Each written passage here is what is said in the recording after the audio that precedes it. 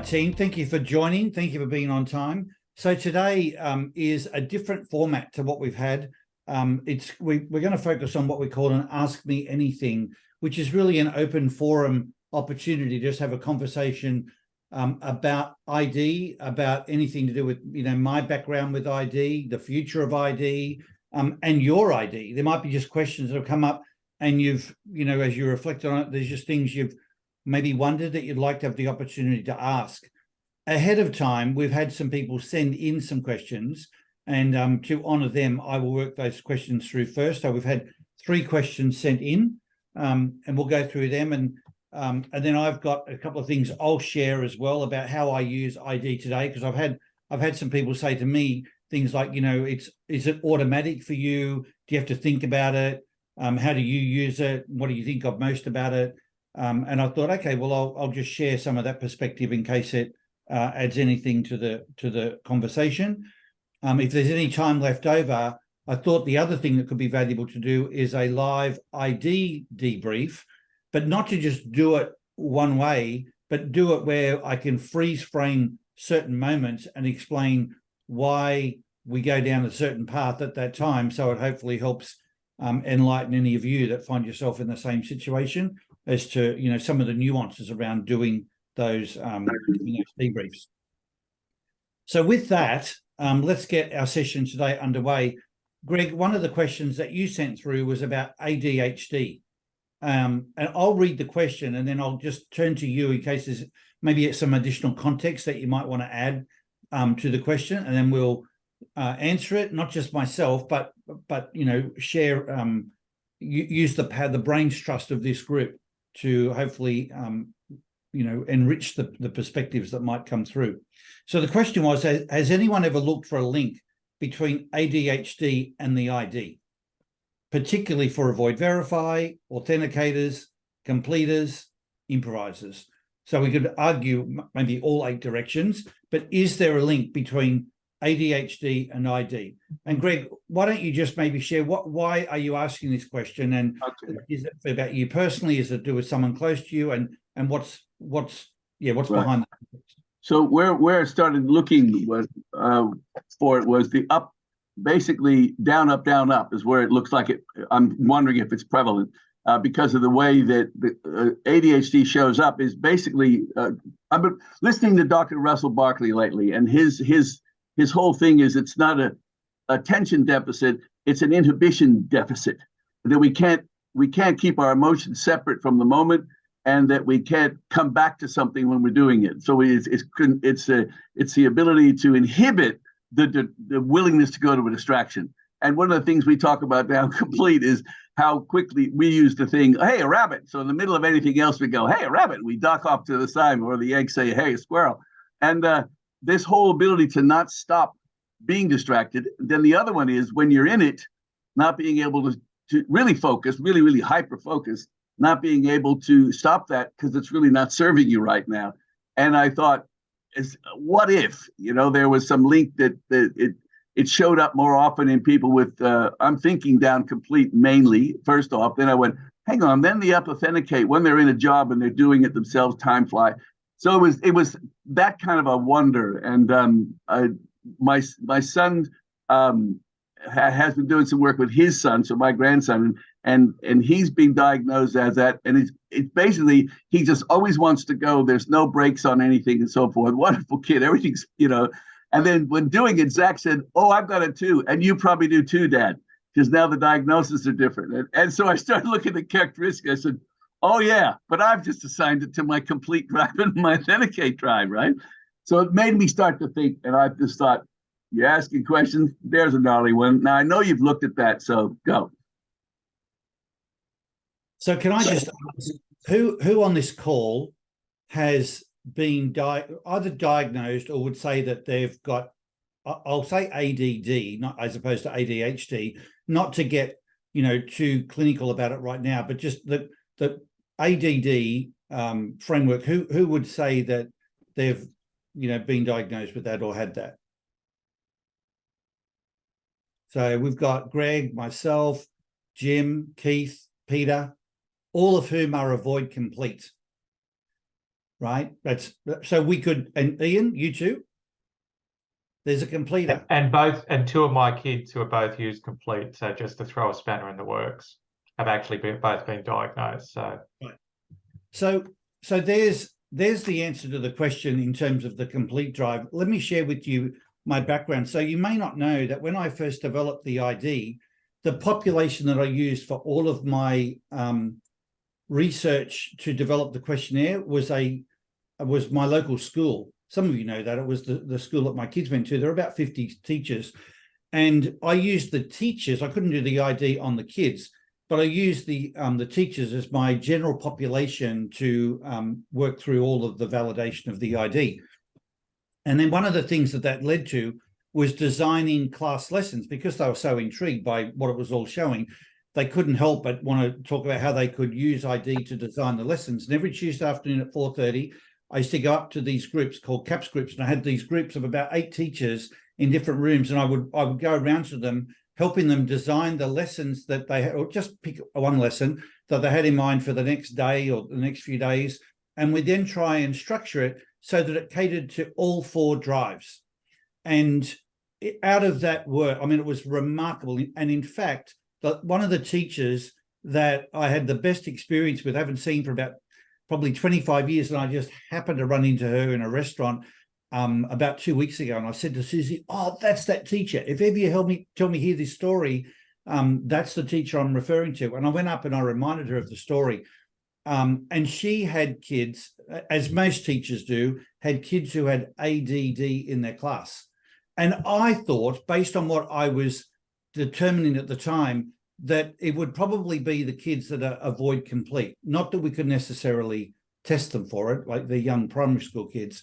But invariably, I found that there were just as many kids that were completers, and then other drives. And I found that it didn't really connect to any one drive, but it connected to the way that drive would be in stride. So for example, if you have a completer who doesn't know how to do the work, they don't want to start something they can't finish. They don't want to start something they feel like they're going to be off track from. And so they invariably will just get distracted and not play.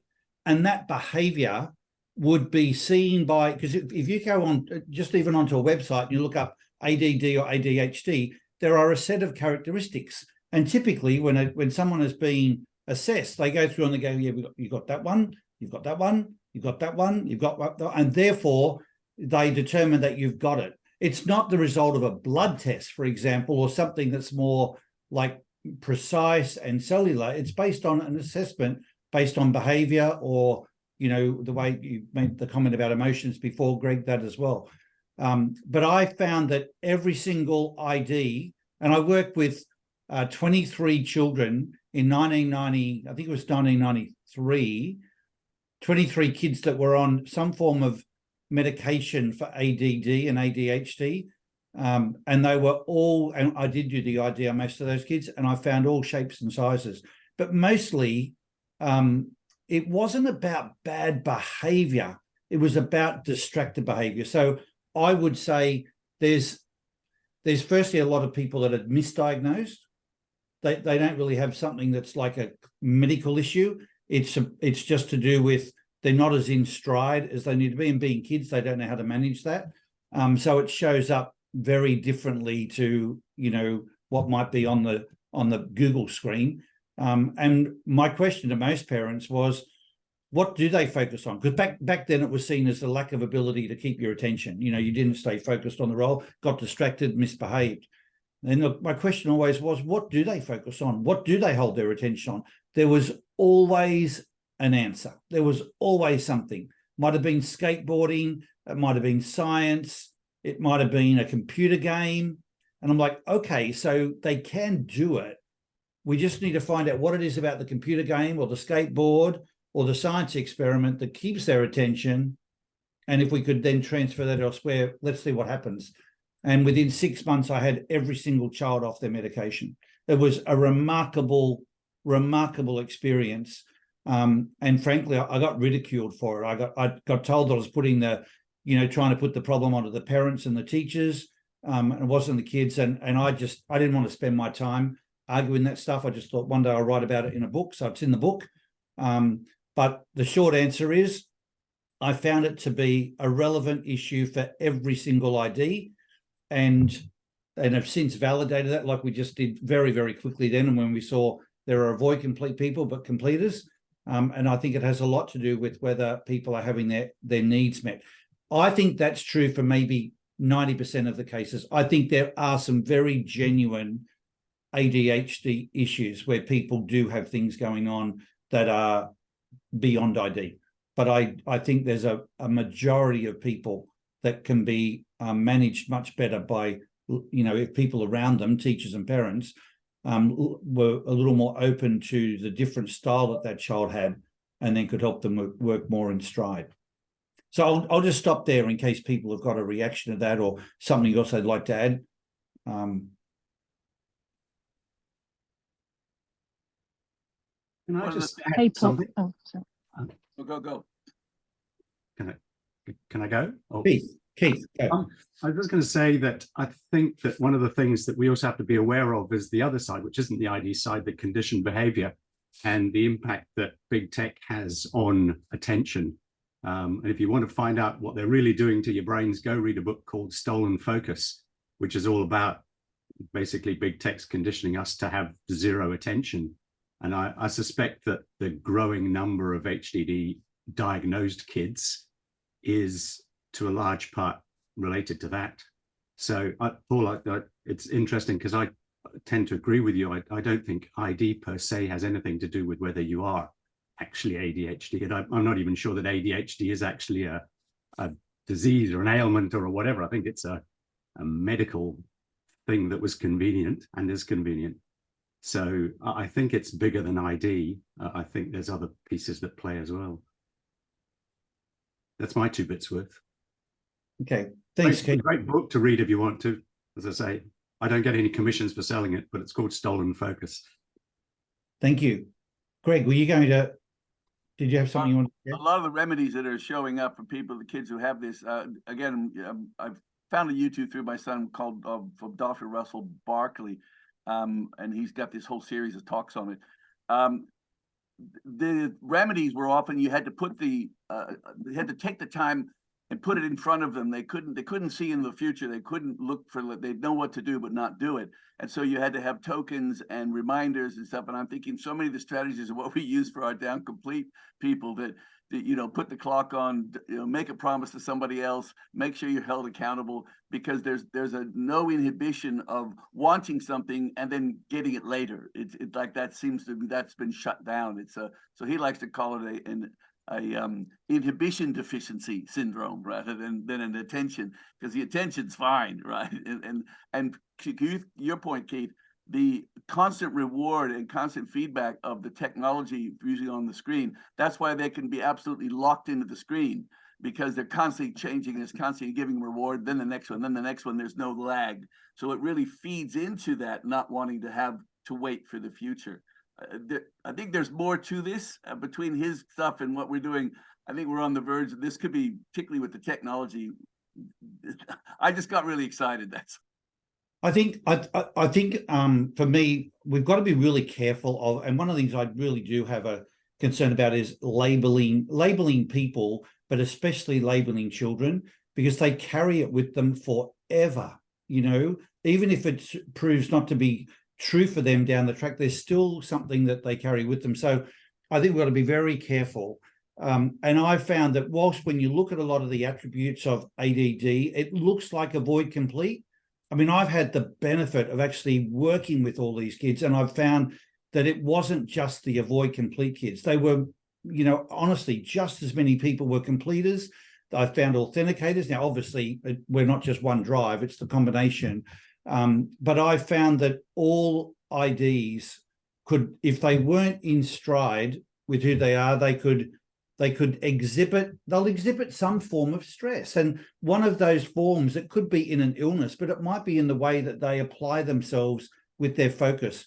I would argue that whereas ADD was seen, and I'm going back, when I started this 30 years ago, when ADD was really a fairly new label that was being put on people. When I was at school, there was no such thing as ADD. I was put on a conduct card because it was just seen as my behavior was out of step with what was acceptable in the classroom. And I look back now, I don't remember being naughty or anything, but I was probably a distraction. And frankly, I'm still like it today. You know, if I'm sitting in meetings and I'm bored and I get bored really quickly, I have to now, but as an adult, I can try and employ things to, you know, various strategies to use, but kids don't necessarily know that. So away they go. I found that there was as much around attention deficit being lack of attention, you know, like lack of love, lack of closeness, lack of belonging, like that type of attention. And so often that people say, oh, it's a socio-economic issue, you know, it's to do with people from lower class areas. No, I had people who were neurosurgeons bringing kids to it. But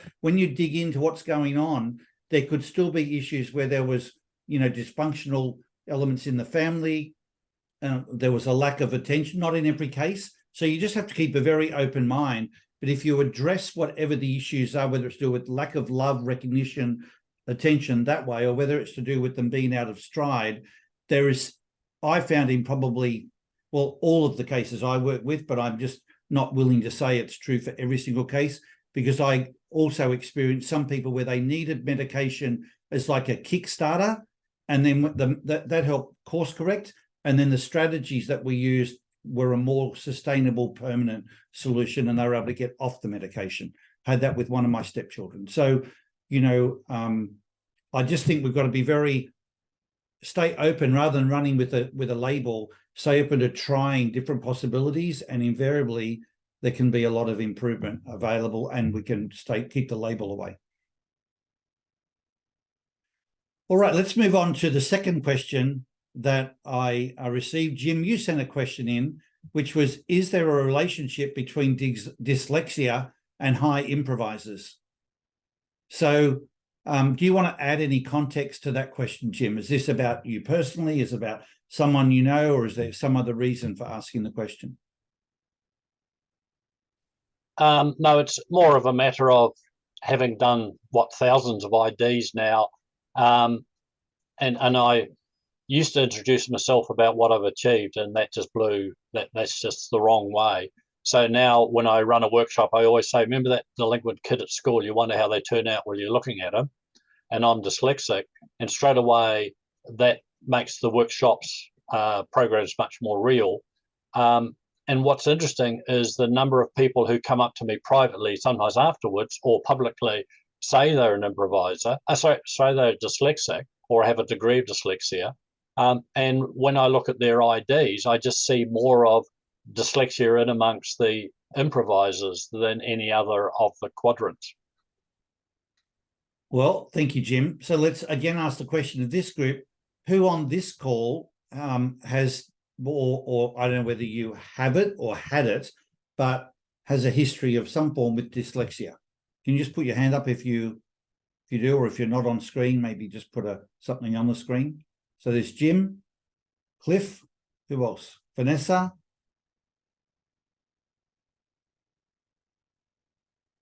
So not everyone's a high improvised. Vanessa, I think from memory you're a 6. Cliff, you're a 5. Jim's a 9. What's common is you're all avoid complete, at least. That's the only other common drive. I will just say, for my money, on this one, I haven't had anywhere near the same amount of experience as I've had with ADD and ADHD. So I can't say to you I have the same level of research to give a more definitive answer. But I would imagine if we did a wider, scan of a more general population, I would assume that we would find it more broadly. It would be true for a variety of IDs. But I can't say. I would start there just so that we didn't sort of label people. But we might find, Jim, that even in a general population of 1,000 people, it may be that majority are a certain way, whether it's improvised, whether it's avoid complete. I don't know. I don't think it's linked to ID, so that's why I think it would be more general population. Yeah, one interesting thing is people have often said to me, I'm not dyslexic, but when I am tired, I have trouble reading and writing. I did a big job for Ardmore Airport commercial training school because they had a couple of pilots there, or trainee pilots, that were potentially the best pilots they had, but they were dyslexic. And keeping in mind they have to fill out a lot of information to fly, whether it be a cargo plane or a passenger plane, they wanted me to work with them and help them get through on it. And there was one individual there who was a top academic level, top student, and he sat there with his arms folded saying, well, I'm not dyslexic. And of course, he was pretty ballsy about they had the problem, not me.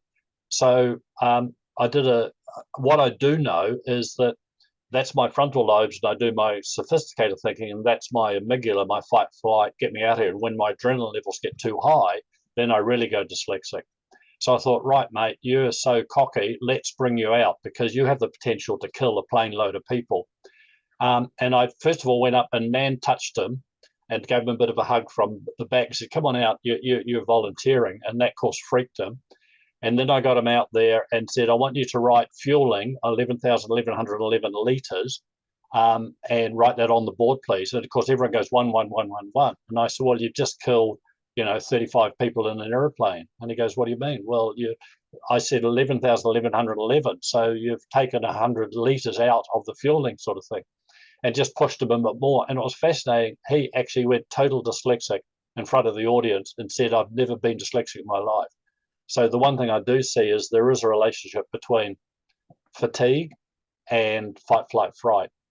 And therefore, some people that have a slight propensity to dyslexia, it comes on full on when they get into that condition. And I know it myself. So when I'm running a workshop, I just say to people, look, if you see my dyslexia clicking in, please just take over the spelling or whatever. And that means I'm less stressed, so I have less chance of it clicking in. Well, I'm sure that's right, Jim, but you also highlight something that I think is really important with any of these conversations is we have one word that we're talking about. We talk, or one label like ADD, or in this case now dyslexia. But when you actually dig into it for each person, there's like variations of what they mean by dyslexia. It's the same word, but it's a fairly long spectrum in terms of what type of dyslexia is yours. Well, mine's, all the time. I just can't read. Everything's backwards, to someone who says, well, I'm good, but it happens when I get tired. And there's probably a whole range of variations in between. We could say the same thing about anxiety. There's different types of anxiety and the way that shows up for different people. So again, I think we've got to be careful of the label and then sort of dig into, so what is it you actually mean? And then look for, is there an association to either ID or, like you just said, to tiredness, or maybe there's something else that plays in. But the only correlate, there are some correlations where I've seen types of illnesses more prevalent with certain IDs, but not things like anxiety, dyslexia, ADD. I see them across all IDs. And when I say there are certain illnesses, I think there are some people that, like, if you're a completer, the thing that happens for completers, and it depends on some of your other drives, that you're planning, you're thinking ahead. So with that comes the consequence of worrying. The worrying is a form of planning. And so with that planning, I've found, if I was to talk to, and if we were to scan people that suffer from things like migraines and constant headache, I have found, I would say there's a dominance of completers in that category. Just from my anecdotal, I haven't done, solid research, but when you think about how that drive works and what it focuses on, and that doesn't mean every completer worries or every completer has migraines. Obviously, the more self-aware you are and the more you can manage those things that happens. But I find a lot of avoid completes, if we then play that out, a lot of avoid complete people don't have that, as it's not as prominent. But again, it doesn't mean that if you are an avoid complete, you'd never get headaches or you'd never worry about something. But I think there are variations of that. Jim? Yeah, I think the valid point is when you said it's when people are out of stride that these conditions start clicking in. Yeah. Any other comments on dyslexia or questions? Okay, I have one more question, and then I'll open it up to questions from the group here today. So this question came from Julie, and I can't see Julie on the call, but she may well listen then to the recording. So we'll cover the question for Julie. Julie's ID is 5474, so she's a really strong completer.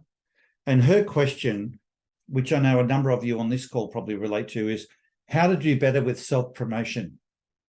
And this is a question that comes up for avoid improvisers, particularly.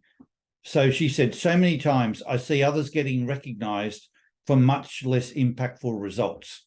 And obviously that wears pretty thin when you put all the effort in that a 5474 would put in. And yet making any noise about that, you know, is just so against her grain.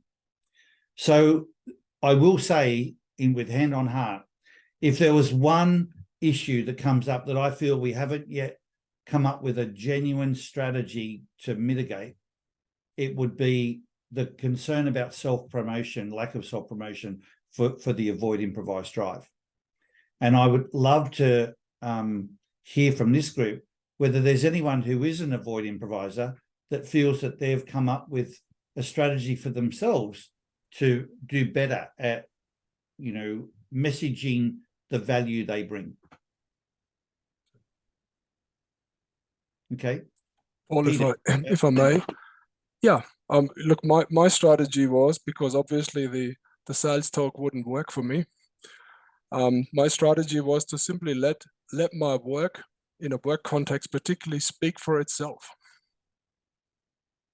To me, the number one strategy, let the work speak for itself, can be in conversation with the right people. You may be on a business trip and you sit over a beer and you just talk about things.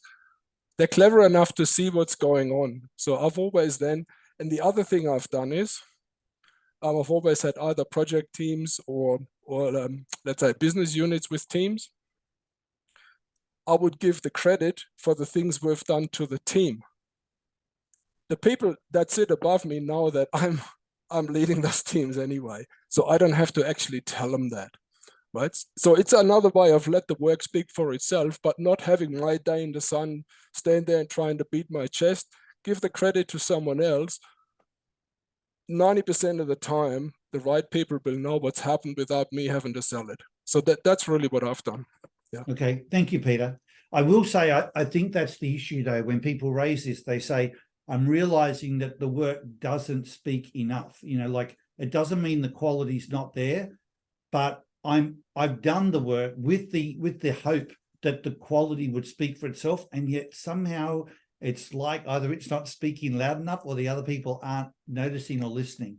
So Vicky, you put your hand up. I'm really interested to hear what you would say. Okay, so just on what Pete just said, so a couple of things. The thing about the team, Peter, that works for me, like making it about the people around you and celebrating the team often gets, you noticed. I do agree with Paul. I find that we can still be overlooked all the time, I want to say. Doesn't matter how hard you work. And I think the query that came from Julie sounded to me like, that she was probably working really hard, but not being noticed because everybody's busy doing what they're doing. The thing that works for me, and Paul, you often say that I do this well, if I get something from someone else, like a compliment, I will forward that because I'm always, I don't feel like I'm bragging. I feel a little bit detached because someone else has said it. Right. So that's what I would do, because I just, as you said, I don't want to be in the sun, Peter, totally agree. Don't want to beat my chest. But if someone sends me a really nice note about something I've done, I will forward that. Well, thank you, Vic. I was really curious what you would say, because when I think about of all the people who does the best job of it, you're the one. I see you doing a good job, and it is that you forward it on. But even when you do that, how do you feel? Do you feel okay doing that, or is that still an uncomfortable thing for you to do? No, it's very uncomfortable, and you'll often say to me, "Oh, you do that really well." And it's funny because when you say that to me, I know you're coming from a really good place, but for me, it's like, oh my golly gosh, am I skiting? Like it makes me squirm. Actually, it's really funny that you asked that question. Kind of, I feel like, so I do it because that's my strategy to actually alleviate a vulnerability of the lack of self-promotion, but I'm not comfortable doing it. Does that make sense? But then I go, oh, maybe I'm not as useless as I think I am. Maybe I'm actually okay at this. So, because it's someone else's opinion. Does that help? I hope that really helps. Thank you. I think the other thing I was going to take onto that, Vic, is you actually also have to learn to say thank you instead of trying to sort of downplay what you've done, because I think that's a big thing. I know it's just something I've had to learn over the year. People will sort of give you a compliment, and instead of, well, you start to downplay it, oh, that was almost like, shucks, that was nothing. You just say thank you, appreciate that. And even though you're not actually doing the self-promotion, you're at least acknowledging their compliment. So it's another version of, what you're saying. And it takes practice. Yeah, and to be honest, Patricia's on the call. Yeah, Patricia's on the call. She'll often say to me, "Can you stop? Can you say thank you?" And Alona does the same. Can you stop and say thank you? Like, stop, thank you. So, yeah, it's a really good comment, Ian. Thank you. Yeah, and this is Patricia. I'm improvise, but I'm also an introvert, so I don't like so with the two of you saying like just say thank you, because if somebody gives me a compliment, my first thing is to like, well, it was really this person who did it, or it was a team effort, it was this. So I think it's definitely ID related, and I also think there are some people who are also introverts and extroverts that it might come into play as well. But you're all raising a really good point here, Ian, the comment you made about saying thank you, because if you're not going to self-promote, at least don't reduce it. At least don't put it into reverse, because if someone gives you a compliment, you go, oh, it really wasn't big, I've still got this to do and that to do, and you basically reduce it down. That's putting it that's shrinking it. So at least leave it neutral with just a thank you. That part's good. Krista put something beautiful in chat. She said it's more blessed to receive gracefully than to give. That's beautiful. Yeah, I'm just writing that down. It's fabulous. Can I just add to that though? I think this is maybe where the piece of gold might be around this lack of self-promotion, is if the focus is on, so it's one thing for you to put it out there, right? That's the self-promotion piece. But when people do give you a compliment or any type of positive feedback, the minute you then reduce it down, you're spoiling their gift. And I often think of it as if I gave a Christmas gift to one of my kids, and instead of them taking it and enjoy, like what I would love most is if they sort of went, oh my God, Dad, that's amazing, I've so wanted that, and they just use it and enjoy it for how it is. But if they started reducing it down and pulling it apart, I would feel bad about that. There'd be something about that feels diminished. And I think it's the same for the giver. If their compliment is then reduced down, and that really plays into what Krista wrote there. So that helps with when we receive the compliment, but there's still the piece about giving or doing the self-promotion, like letting other people know what you've done and the value of what you've done. Go on. Trace. Well, I have a question. I feel like one of the strategies we've talked about over the years, so I'm curious for the avoid improvise on the call, like, does that really work, or is that just not work? Is this idea of just keeping people in the loop, right? So how do you use your other drives to then do it? So if you're someone who's a verify, like, okay, you don't want to self-promote, but can you provide a weekly update of what you've done and the value of that or the impact of that? Like, can you just make it a regular, so for this 70 and complete, can it be a regular habit that part of her week is that she gives a regular update to her boss of here's what's happened, because I think improvisers naturally share that, like, oh, we did this, and then I had this workshop and it went really well, and this, like, it becomes bouncy. But I'm wondering if there's a manufactured way that works for the other drives of keeping people in the loop or having it part of their system, or if that also feels superficial or self-promotional. It does work for me, Tracy. It does work for me, and that, like, posting weekly updates. I've been in Mexico for the last 4 weeks and still here, and so we're assembling a laboratory on a gold mine site here. And that's what I've done. I've posted weekly updates, and it's mainly pictures, really. And so I'm not sure whether that does a job at the other end. People need to look at them as well, you know, but certainly doesn't pose an issue to me. Yeah. Yeah. I think it's Tracy, can the I? updates Sorry. and also making sure that you highlight the wins, like the positives. So there could be a weekly update of, oh, this week we've been focused on, you know, these 5 things. But if you think of it like Tracy's word, I think that's really important was, if it's not going to come instinctively, can you manufacture it?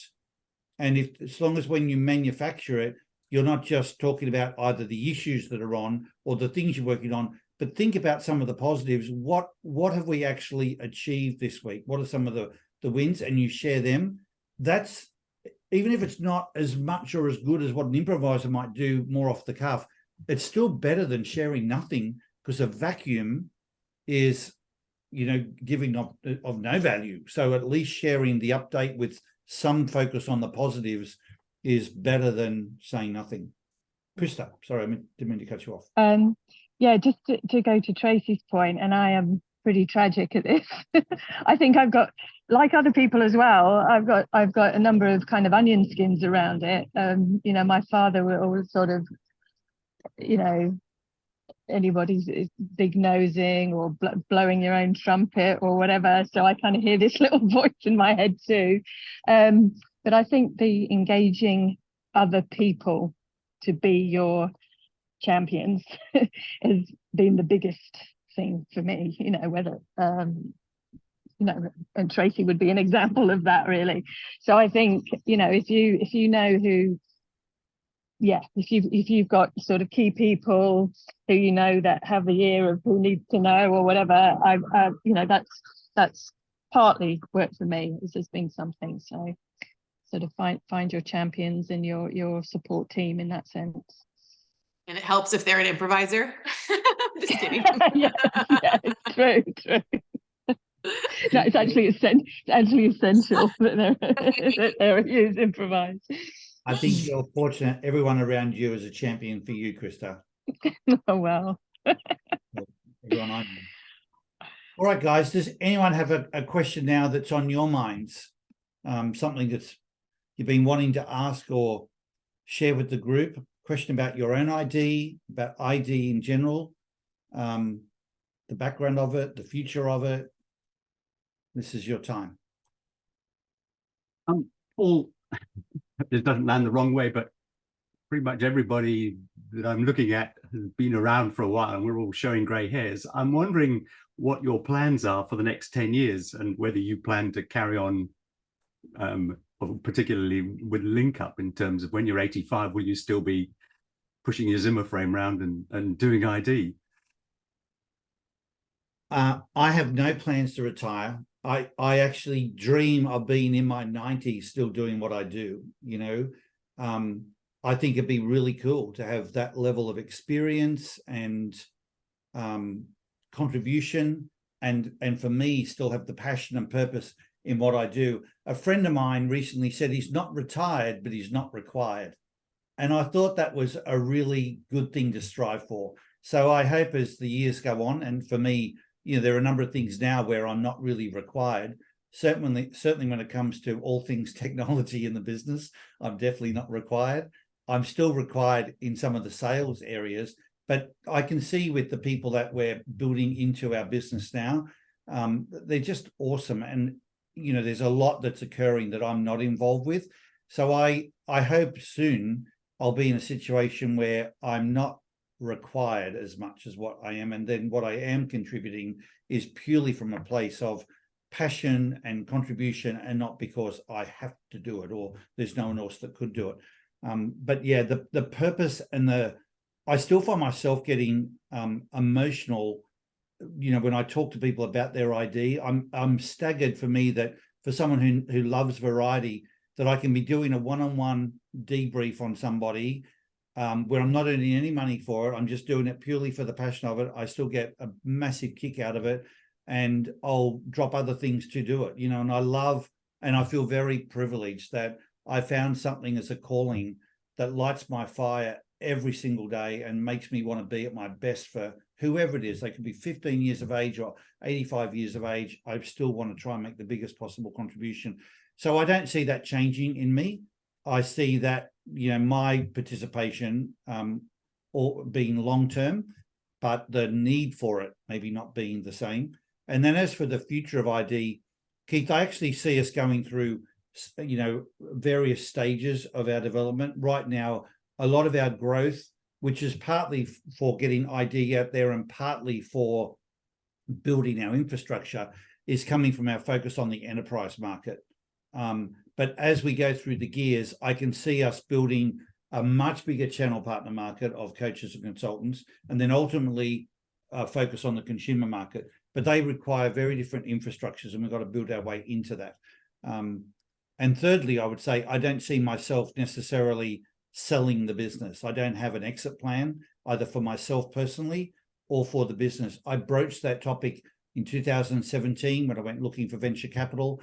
And as I learned about what that would mean and the compromises that would probably be involved for the values and culture of our business and pursuing our vision, at the moment we can pursue our vision I feel like it's pure. There's nothing that we have to convolute that equation with.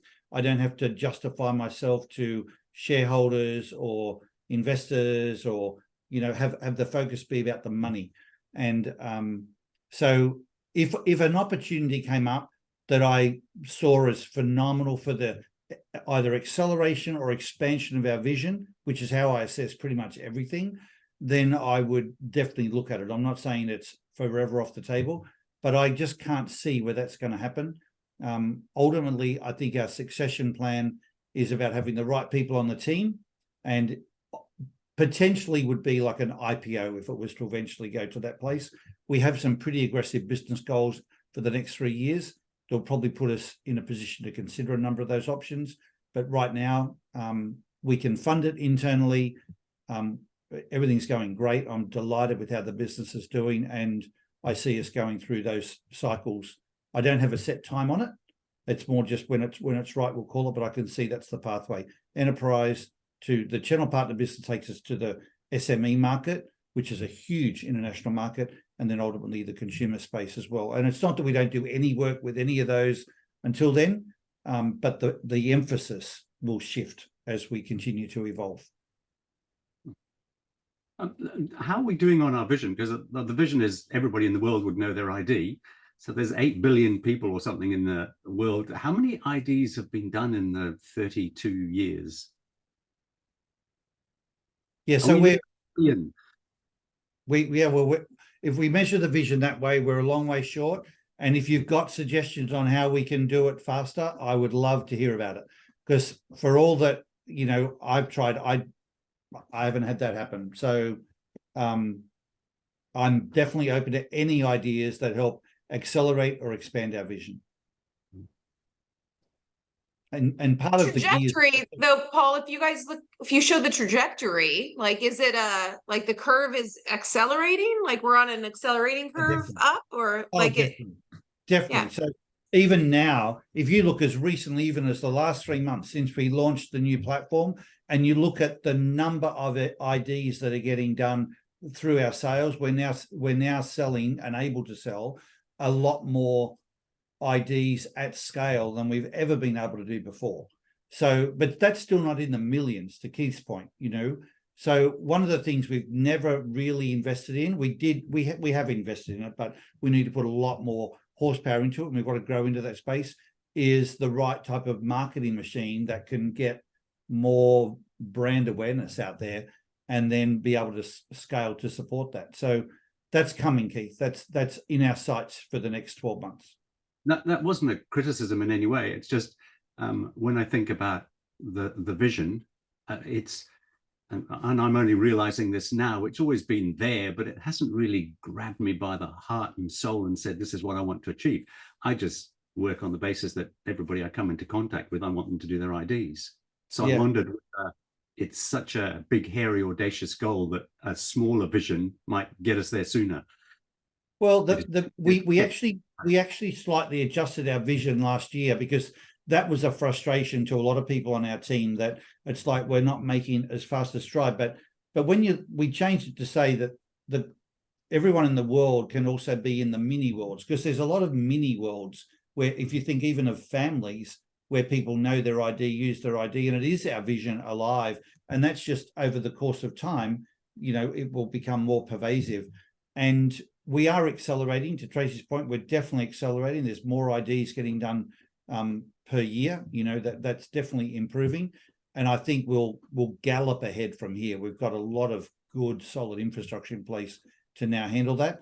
But yeah, it's definitely been a frustration of mine. You know, if I look back 30 years, I would have thought we would have been a lot further along.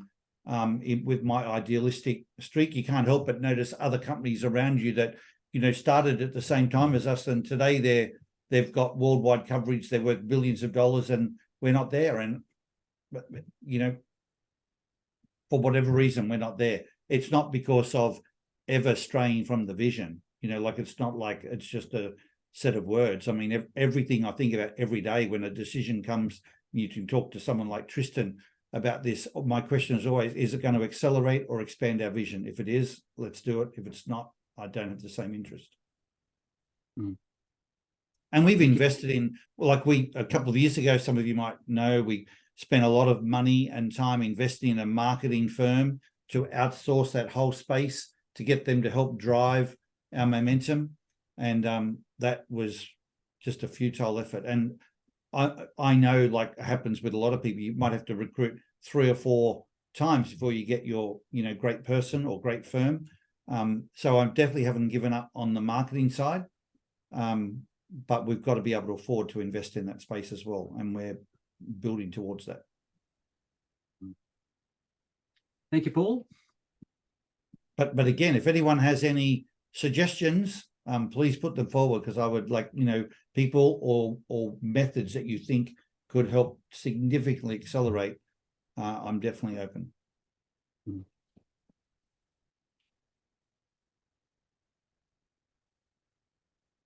All right, thanks, Keith. Anyone else? Yep. One thing I noticed myself is people are having more understanding around the concept that we're on this earth for a reason. And when I have those conversations with people, they relate to it either from experience or in real time. Gosh, yeah, I'd never thought of it that way. And then when I introduce, you need to be in stride with the natural talents you've been given, that pathways into instinctive drive straight away. And I always find that's like a 1, 2, 3 step. And next thing we're talking about their instinctive drives and how we can get it. Yeah, I agree. And even just the whole focus on mental well-being, you know, if and how that's shifting the focus and the interest, the curiosity of people and employers especially.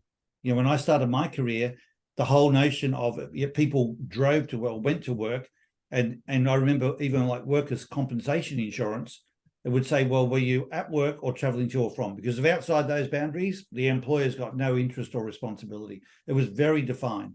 And now with the new hybrid working models and the use of technology and working from home and so on, I mean, the boundaries have all been blurred, but with that has come a really strong interest now from employers in being front and center around the whole person, you know, and the whole of the time. And I think that's opened up, you know, it's made it, this is our time. It's really made it opportune for us. And to your point, you know, Jim, we find a lot of interest in how we can help create, you know, the psychological safety to people to be able to show up and be their authentic selves. That's now a conversation that we can have, and people are genuinely interested in having and investing in doing something about. That's not a conversation we could have had even 10 years ago. There wasn't the same level of interest. Well, the other thing I noticed too is employers now realize that if they don't keep their key people, they're in trouble. And therefore, they're actually prepared to invest more in their people. So I'm dealing with a large international company now where it's interesting that the people in the main engine room of the business, which is around customer service, the admin side of it, in the past, they wouldn't invest in their professional development, but they've woken up to the fact that once the sale has initiated, then it's the operation side of the business that actually makes the profit or not. So therefore, they're very keen to invest in that. And I've got 3 clients that have gone that way, where it's no longer the salespeople, it's the operations people, it's the customer service, it's the admin people that makes the business work. And if we lose a key one there, we're in trouble. And then the other point too is they've got to change how they behave. And but in the past they could just email, whereas now they know that they need to be picking up the phone and talking and having conversation. And that's another skill set that now the employers are prepared to invest in the development of these people in that arena, which I find is nice. And I think a lot of it came from the pandemic and the lockdown, where people at home said, if I come back to work and have to travel 40 minutes, an hour a day, I don't want to be doing these things. So that great migration, that fluidity of people has meant that employers have woken up to the whole person, as you use the words. Yeah. Paul. Yeah. Thanks, Jim. So guys, if there's no other questions, I might just share this with you, which some people have asked me about recently, which is, how do I use ID today? After 30 years of doing it, do I still have the passion? You asked that before. You know, how do I see my future? I still see myself being around. But in particular, how do I use ID today?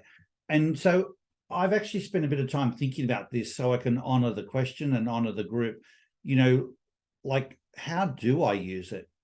And there are 3 ways that I've even tested myself in the last week to see if these play out for me. And, you know, I suppose that was being my verifier self. But there are 3 things. My peak performance indicator. I think about my PPI all day, every day. It does leave my mind, but it comes back often, especially if I feel myself being anything less than probably an 8.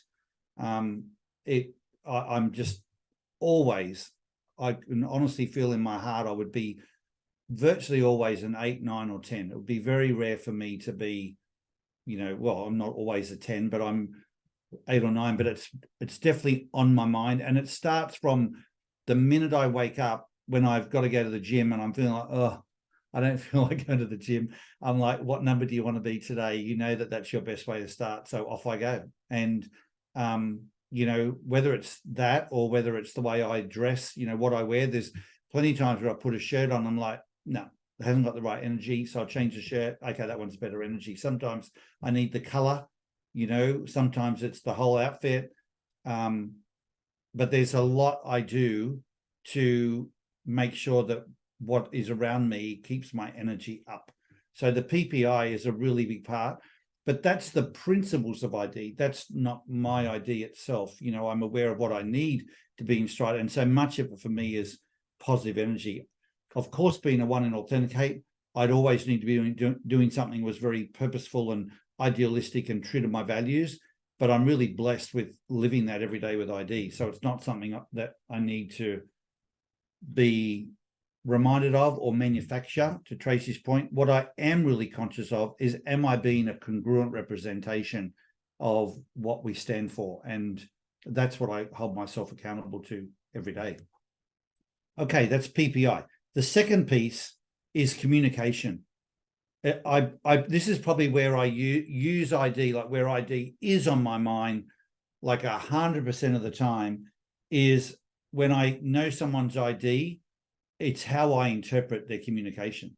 Like I'm listening to the words they use, the gaps in the words, the emotion behind the words, to interpret what they mean by that is, or to ask them back, you know, so what I'm hearing is this, or you said this, but did you really mean that? And I've got their ID front and center with, if I know their ID. And if I don't know their ID, but I either look for clues, or because I don't know it, I'll ask them for clarity, because I know what I'm hearing may not be what they mean. So how I hear and interpret people is on my mind all the time.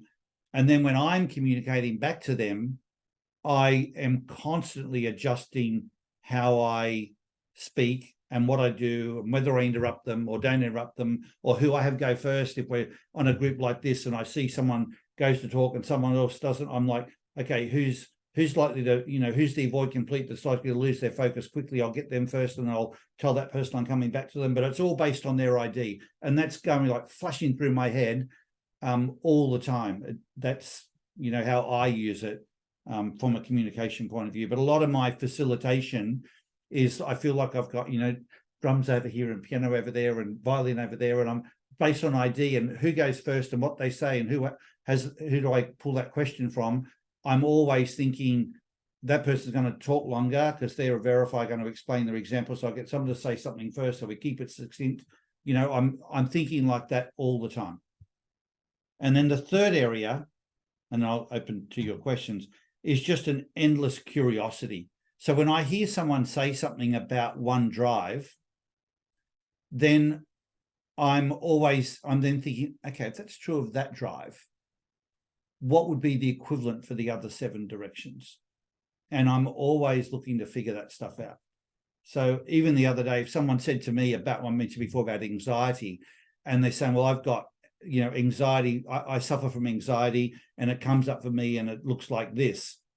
And I can see that that would be true for that ID. I'm like, okay, well, so what would be the equivalent issue times 7, you know, for the other directions? And it just keeps driving more and more innovation. Sometimes, as you know, we've got a lot of matrices on this work, so I've already got a lot of that sorted, but there are always new conversations, new dimensions that what I love about ID is if you get an answer for one quadrant, like one section of ID, it provokes, because it's all equal, it provokes innovation for the other 7 directions. And I find myself always thinking of those things from what people share and, you know, contribute.